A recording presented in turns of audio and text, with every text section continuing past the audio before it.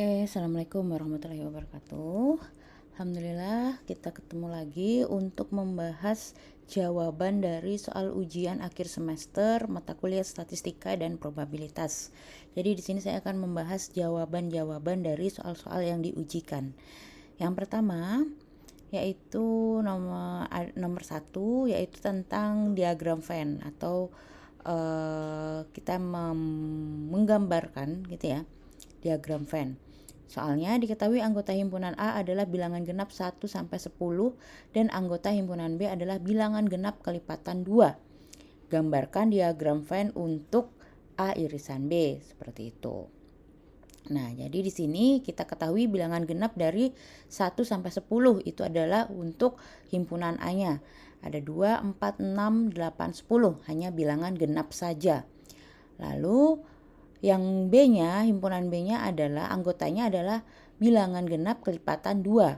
2, 4, 6, 8 dan seterusnya yang dia terus kelipatan 2, seperti itu. Lalu irisan adalah anggota yang terdapat pada kedua himpunan, yaitu yang terdapat di himpunan A dan yang terdapat di himpunan B. Ada 2, 4, 6, 8, 10.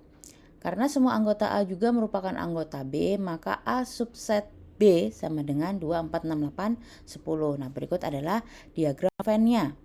Semua bilangan A ada di B. Jadi A ini lingkaran A-nya ada di dalam lingkaran B karena semua tadi yang A ada juga di B, seperti itu. Itu adalah lingkaran diagram Venn untuk A subset B karena dia tidak ada irisan. Karena kan kalau irisan itu yang ada di A, sebagian yang ada di A ada di sebagian di B juga, seperti itu. Nah, kalau di sini karena semua A-nya ada di B, seperti itu. Nomor 2, dari angka 1 sampai 0 dipilih satu angka secara acak. Berapa peluang terpilih bilangan ganjil? Nah, jadi bilangan ganjil di antara 1 sampai 10 ada 5. 1, 3, 5, 7, 9. Jumlah angka ganjilnya jadi ada 5. Jumlah anggota ruang sampelnya tadi ada 10 karena dari 1 sampai 10. Sehingga probabilitas ganjil terpilih adalah NA per NS 5 dibagi 10 sama dengan setengah. 0,5, seperti itu. Nomor 3, Aska melempar sebuah dadu. Tentukan peluang muncul angka genap lebih dari 4, ya.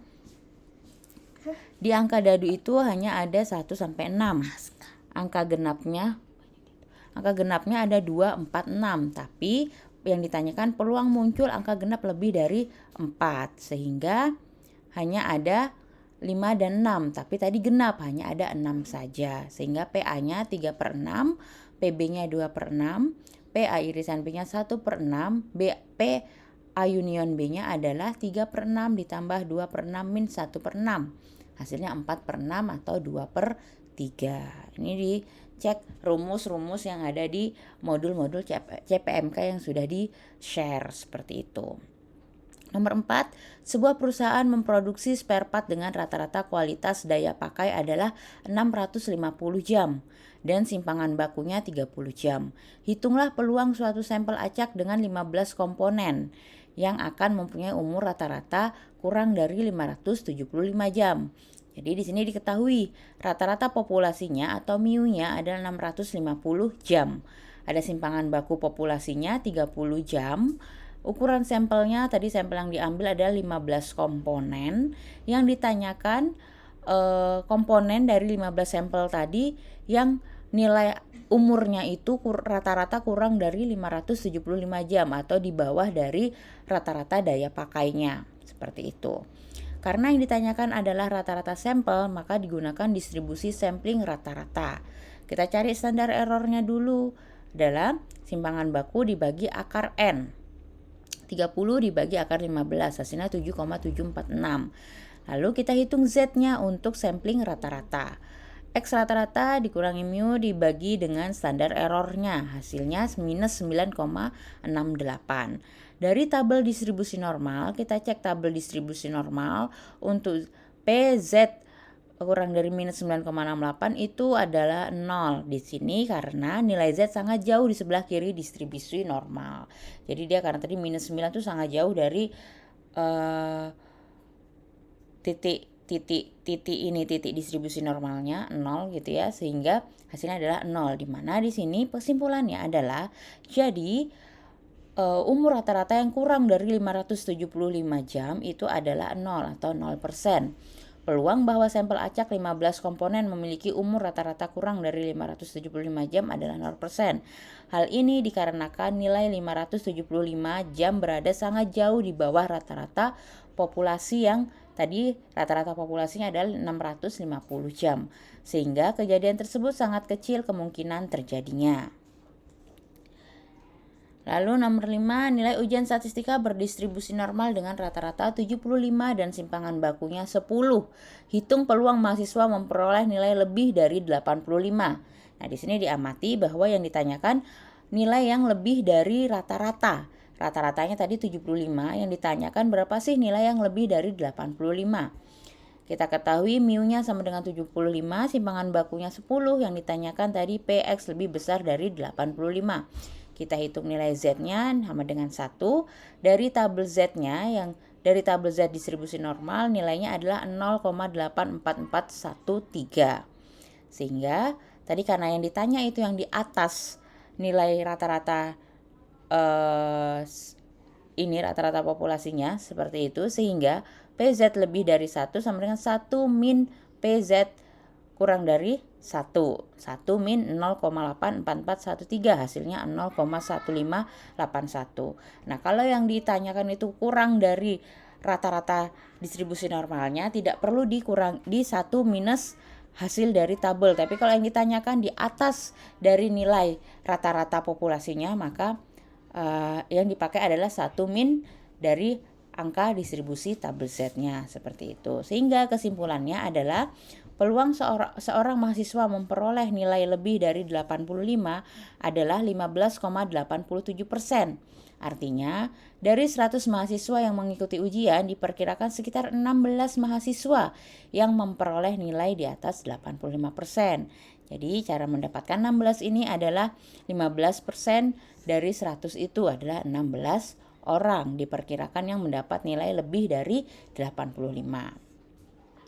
Nomor 6, jelaskan konsep distribusi sampling. Singkat sekali jawabannya ya teman-teman. Distribusi sampling menggambarkan bagaimana nilai statistik sampel berubah-ubah apabila pengambilan sampel dilakukan berulang kali dari populasi yang sama. Kata kuncinya adalah di sini nilai sampel yang berubah-ubah dengan pengambilan sampel berulang kali dari populasi yang sama.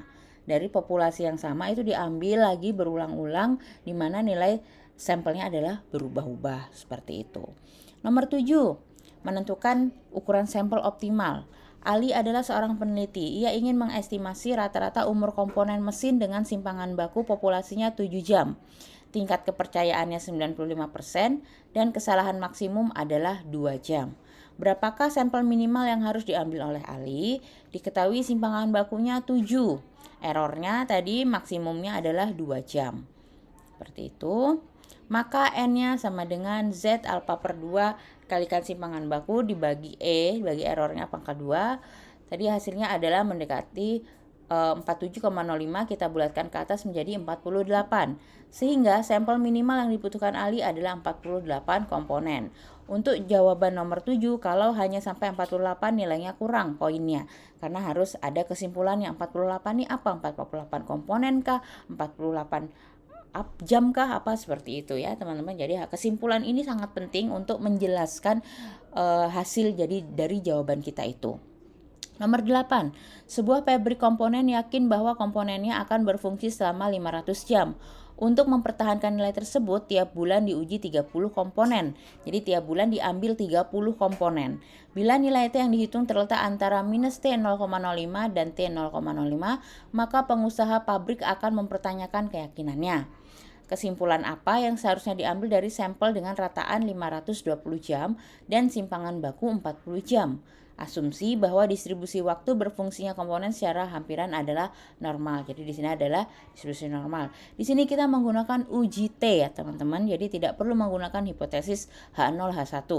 Kita cari di F-nya atau degree of freedom-nya. Tadi jumlah komponen yang diuji setiap bulan adalah 30 komponen. N-1, 30-1 adalah DF-nya jadinya 29. Kita cek di tabel T-nya untuk T 0,05 DF-nya, degree of freedom-nya 29. Hasilnya adalah 1,699. Pemilik akan puas dengan keyakinannya bila sampel memberikan T antara minus 1,699 dan 1,699 positif, minus 1,69 dan positif 1,69. Bila mu sama dengan 500, maka cek rumus uji T sama dengan X rata-rata min mu dibagi simpangan baku dibagi akar S. Yaitu X rata-ratanya tadi 520. Di sini seharusnya diambil dari sampel dengan rataan 520 jam dikurangi 500. Di sini komponennya itu yakin bahwa dia berfungsi 500 jam. 520 dikurangi 500 dibagi 40, simpangan bakunya 40 jam dibagi akar 30. Tadi sampelnya adalah 30. Hasilnya adalah 2,739. Sehingga kesimpulannya adalah nilai yang cukup jauh di atas 1,699. Jadi pengusaha dapat menyimpulkan bahwa produksinya lebih baik dari yang diduga. Seperti itu ya teman-teman. Jadi kalau dia hasilnya positif, dia lebih apa yang diduga itu bisa ditolak gitu. Berarti produksinya itu lebih baik, hasilnya lebih baik. Tapi kalau dia di bawahnya 1,699 berarti dia bisa menerima pendugaannya tersebut, seperti itu. Lalu bagaimana cara membaca tabel T? Coba ya. Kita cara membaca tabel T.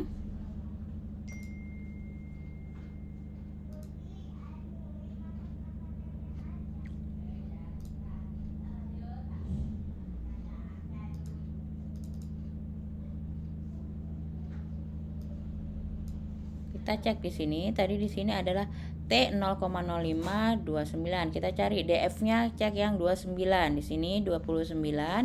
Lalu cek yang 0,05. Ininya PR-nya 0,05. Tadi T-nya di antara minus 0,05 sampai plus 0,05. 29 ditarik yang ke 0,05. Hasilnya 1,699. Jadi misalnya DF-nya 22, 0,05. DF-nya 1,7171. Seperti itu untuk membaca tabel T. Demikian untuk pemaparan pembahasan jawaban dari UAS Statistika. Silahkan dipelajari, dipahami. Nanti kita akan melakukan remedial sehingga bisa teman-teman bisa yang remedial bisa mengerjakan dengan maksimal. Terima kasih atas perhatiannya. Tetap jaga kesehatan. Assalamualaikum warahmatullahi wabarakatuh.